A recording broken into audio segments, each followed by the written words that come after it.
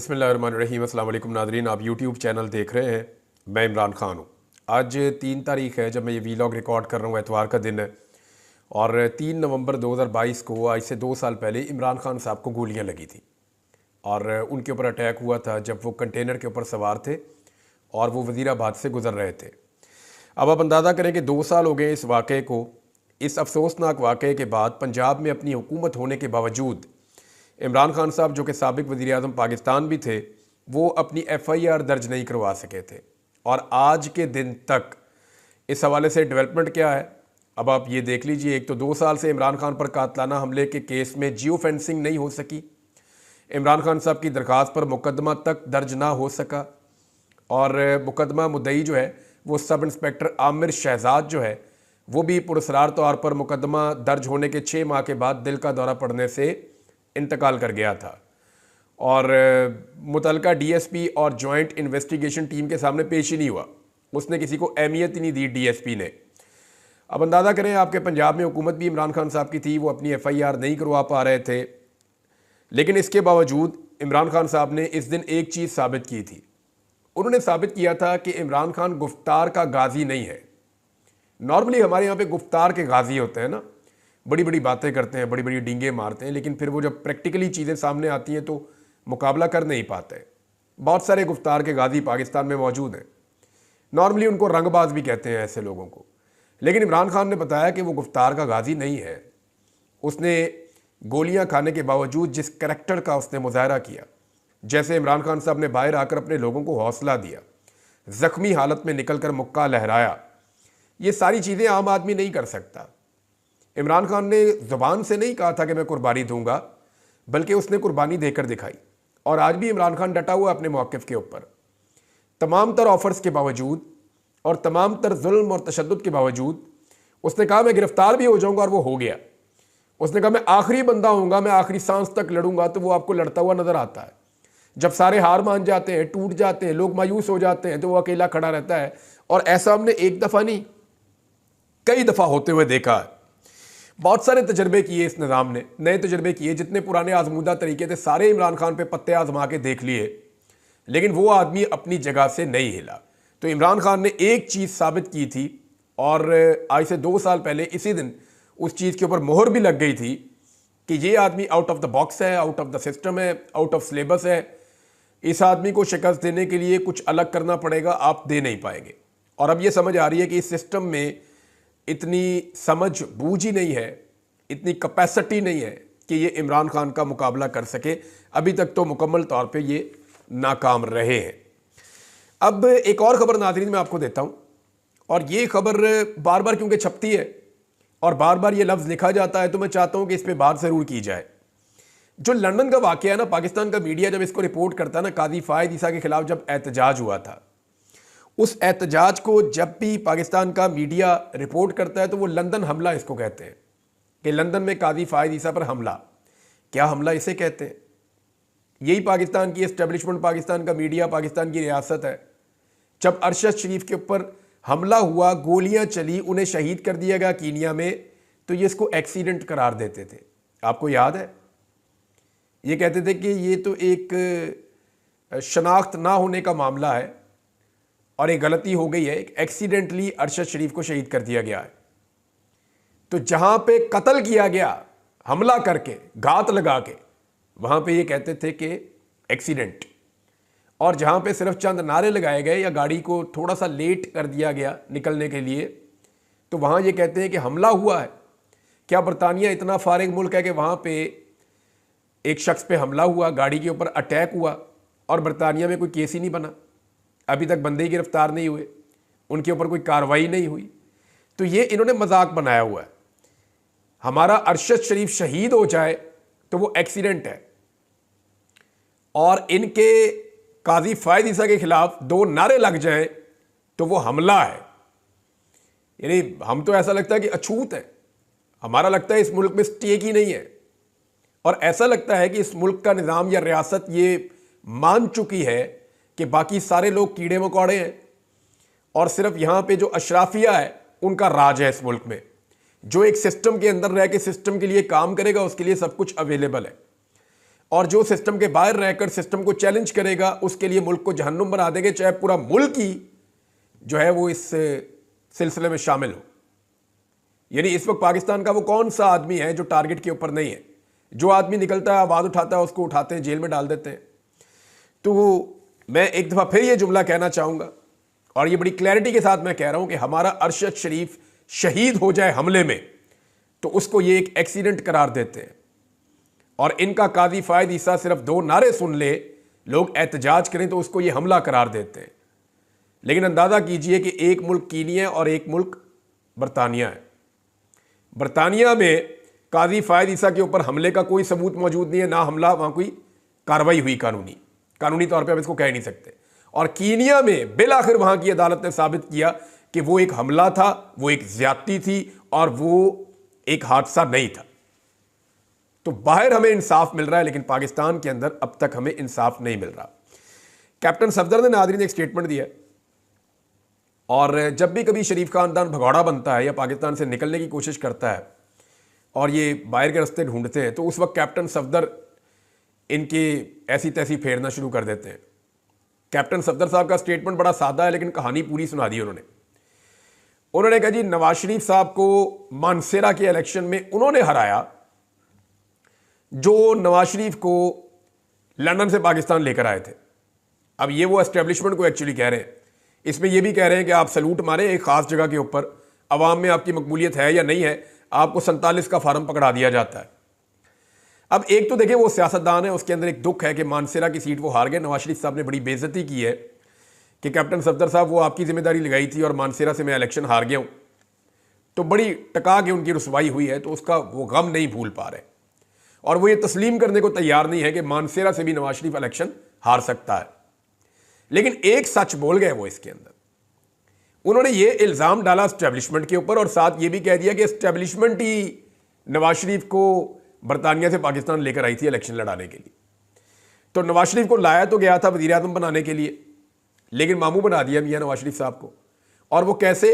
अब अंदाज़ा करें कि मियाँ नवाज शरीफ साहब के ऊपर ये वक्त आ गया है कि मरियम औरंगज़ेब उनके बयानात की तरदीद कर रही है। यानी मरियम औरंगज़ेब, नवाज शरीफ साहब एक स्टेटमेंट देते हैं और उस पर मरियम औरंगज़ेब कहती है नहीं झूठ बोल रहे हैं, ऐसा कुछ नहीं है। यानी नवाज शरीफ साहब ने अमेरिका में कहा कि PIA को पंजाब हुकूमत खरीदने का इरादा रखती है। अमेरिका से मियाँ नवाज शरीफ साहब ट्रैवल करके बरतानिया पहुंचे। लंदन के अंदर मियाँ नवाज शरीफ साहब ने दोबारा फिर स्टेटमेंट दिया। स्टेटमेंट पहले मियाँ नवाज शरीफ वाला सुन लेना आप। नवाज शरीफ ने कहा कि पंजाब हुकूमत की जानिब से पाकिस्तान इंटरनेशनल एयरलाइन की खरीदारी पर नवाज शरीफ ने संजीदगी का इशारा दे दिया। साबिक वज़ीर आज़म नवाज शरीफ ने लंदन पहुंचने पर मीडिया से गुफ्तगू करते हुए कहा कि उनकी बेटी वज़ीर आला पंजाब मरियम नवाज अच्छा काम कर रही है। PIA के हवाले से उनसे बात की थी, इस हवाले से मजीद काम करने का हमारा इरादा है। इस मंसूबे पर अमल हो जाए तो मुल्क को एक अच्छी एयरलाइन मुयस्सर आ जाएगी। यानी पंजाब हुकूमत जो है वो ये एयरलाइन खरीदना चाहती है। नवाज शरीफ साहब का मौक़िफ़ है जी। अब इसकी तरदीद कौन कर रहा है? मरियम औरंगज़ेब। यानी आप अंदाज़ा करें कि नवाज शरीफ साहब के इतने बुरे दिन आ गए हैं कि नवाज शरीफ साहब एक स्टेटमेंट देंगे और उस स्टेटमेंट की नफी कौन करेगा? मरियम औरंगज़ेब। अब सुने आप मरियम औरंगज़ेब क्या कह रही हैं। ये जियो के ऊपर छपी हुई खबर, वहां से पढ़ के सुनाता हूं। पंजाब हुकूमत PIA नहीं खरीद रही, ये हेडलाइन है जी। और मरियम औरंगज़ेब ने कहा कि हुकूमत पंजाब PIA नहीं खरीद रही, झूठी खबर फैलाई जा रही है।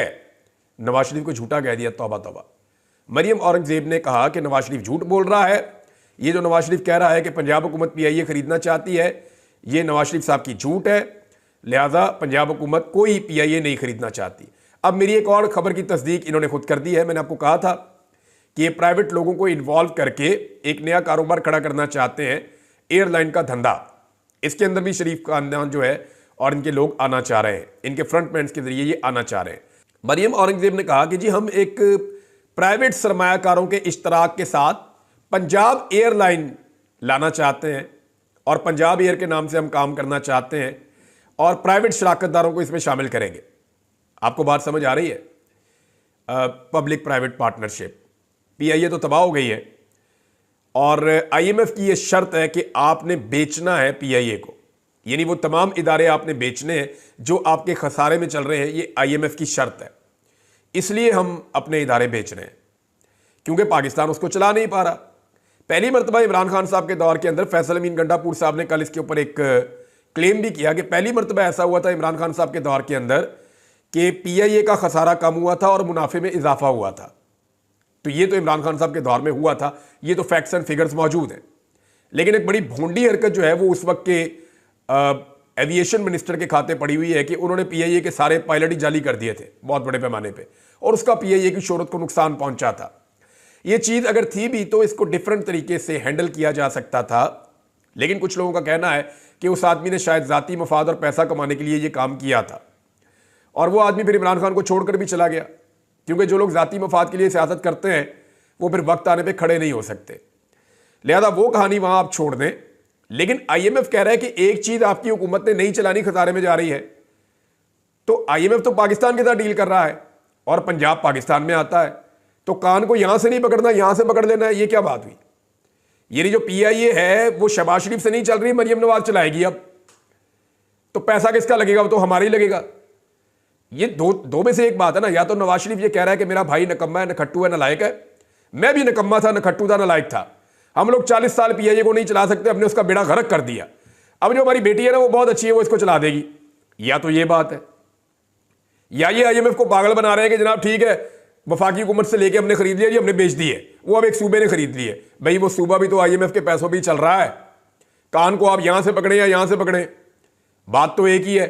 और दूसरा, ये जो प्राइवेट लोगों के साथ मिलकर नई एयरलाइन लाना चाह रहे हैं ना, ये भी आने वाले दिनों में मामला खुलेगा कि इसके अंदर कौन कौन से इन्वेस्टर्स हैं और किस किस्म का कंसोर्शियम बनाया जा रहा है। पहले इनका इरादा था पीआईए को हड़पने का। जब खैबर पख्तूनख्वा की हुकूमत बीच में पड़ी कि हमें दे दे, तो फिर पीआईए हड़पने का जो इनका जो इरादा था वो काफ़ी हद तक उसके ऊपर ओस पड़ गई है। अब हालत इनकी ये है कि मरियम नवाज साहिबा 5 तारीख को अपने इलाज के लिए बरतानिया तशरीफ़ ले जा रही हैं। ये मैं आपको खबर दोबारा बता देता हूँ कि मरियम नवाज साहिबा 5 नवंबर को बरतानिया जाएंगी। ये खबर डॉन अखबार में छपी है। और उनको जो बीमारी लगी है जिसके इलाज के लिए वो जा रही हैं वो गले की इन्फेक्शन। ये नॉर्मली लाहौर में आप चले जाए हर दूसरे बच्चे को हुई हुई है। गले की इन्फेक्शन जो है वो आपको हर घर के अंदर कोई 1 2 4 बंदे मिल जाते हैं गले के इन्फेक्शन वाले। ख़ास तौर पे स्मोक के दिनों में ये ज़्यादा प्रॉब्लम हो जाता है। लोगों को फ्लू हो जाता है, लोगों को हेडेक होती है, साथ में लोगों को ये गले की इन्फेक्शन हो जाती है। तो गले की बीमारियाँ ENT स्पेशलिस्ट जगह जगह गलियों में, मोहल्लों में, क्लिनिक्स के ऊपर, अस्पतालों के अंदर बैठे हुए धड़ाधड़ लोगों को दवाइयाँ दे रहे हैं। तो इस सीज़न में ये होता है। तो मरियम नवाज साहिबा जनाब अखबारी रिपोर्ट के मुताबिक अपने गले की इन्फेक्शन का इलाज करवाने के लिए बरतानिया जा रही हैं। अब ये वो ख़ानदान है जिसकी 40 साल हो गए हैं, वो इस सूबे के ऊपर हुकूमत कर रहा है, इस मुल्क पे हुकूमत कर रहा है। तीसरी नस्ल की इनकी सियासत चल रही है। सूबा ज़्यादातर इन्हीं के कंट्रोल में रहा है। एक ही ख़ानदान का ये चौथा वज़ीर आला है, यानी वज़ारत उज़्मा इनके पास 5 दफ़ा रही है। वज़ारत उज़्मा, हाँ, इनके पास वज़ारत उज़्मा 5 दफ़ा रही है और वज़ारत आला इनके पास 6 दफ़ा रही है इस सूबे की। मगर गले के इन्फेक्शन का इलाज इन्होंने बरतानिया से करवाना है। यास्मीन राशिद साहिबा कैंसर की पेशेंट हैं, जेल में बंद हैं, इनके वालिद को बदतरीन शिकस्त दी हुई है। वो पाकिस्तान के इलाज के अंदर, अस्पताल के अंदर इलाज नहीं करवा रही, वो जेल के अंदर अपना इलाज जारी रखे हुए। बहुत इमरजेंसी होती है तो बाहर आके अस्पताल में पहुंचती हैं।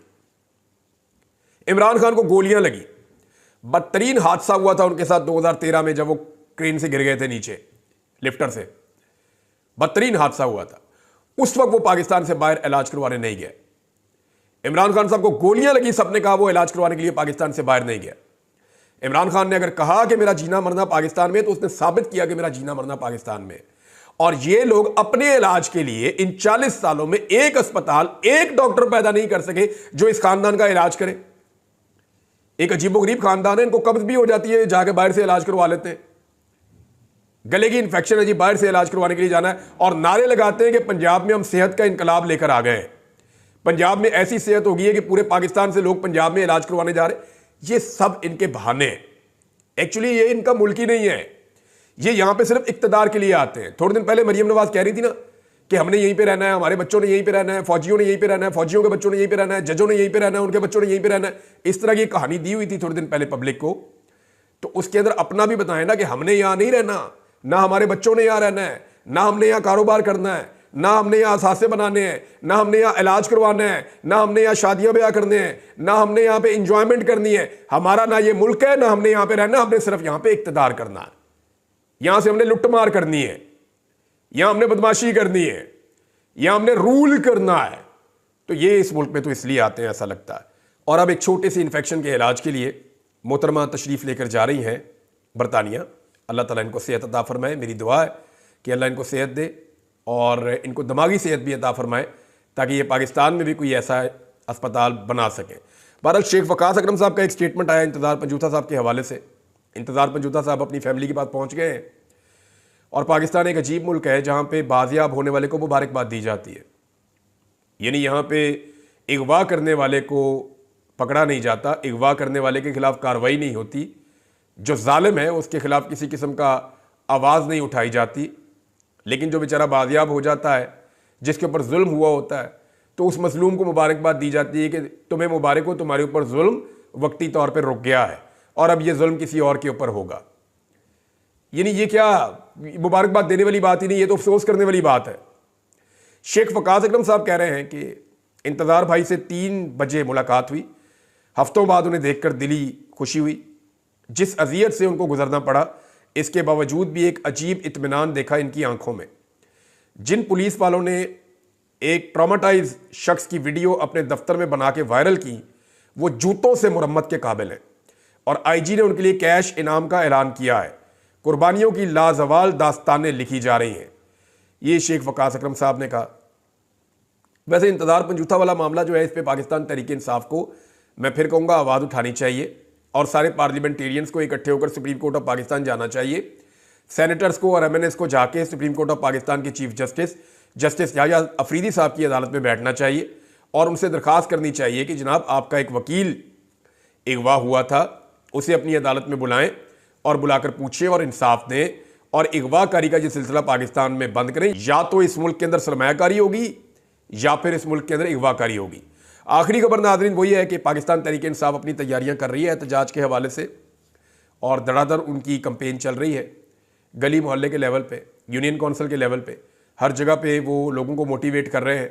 तो क्या पाकिस्तान तहरीक इंसाफ, जो थोड़ी सी मायूसी उनके अंदर पैदा हुई थी, उसको झटक के दोबारा पूरी ताकत से बाहर निकल आएगी? अगली वीलॉग में इस पर हम बात करते हैं। अब तक के लिए इतने, अपना ख्याल रखिएगा, अपने इस चैनल का भी। अल्लाह हाफ़िज़।